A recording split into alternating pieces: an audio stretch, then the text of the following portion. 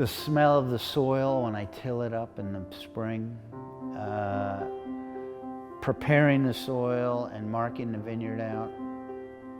And then there's not just one monumental time, it's the process. But getting those young vines properly planted in a very straight line, with the roots not J-rooted, but set down properly in the hole at the right depth.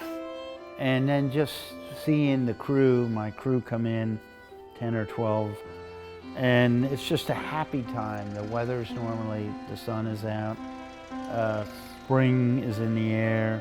We just finished a cold, wet winter in Oregon, you know.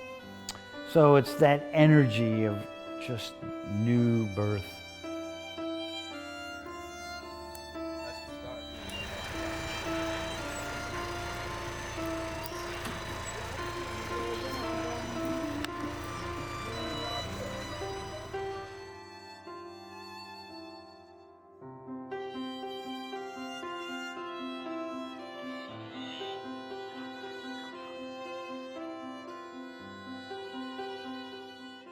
When I first planted the Beaux Frères Vineyard in the spring of 1988, my first time planting a vineyard, I was a novice, but I studied and read and traveled to Burgundy and to California to get what I could from very generous people actually giving me information on what to do.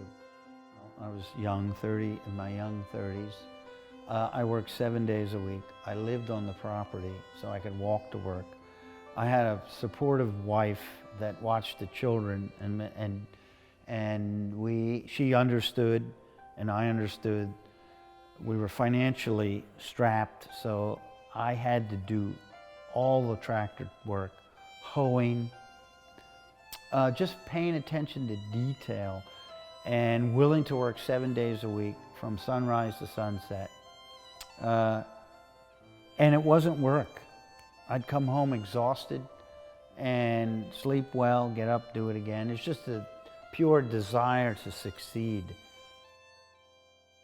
Well, my son, Mikey, who grew up in a vineyard. The three little monsters, Nathan, Mikey, and Jared.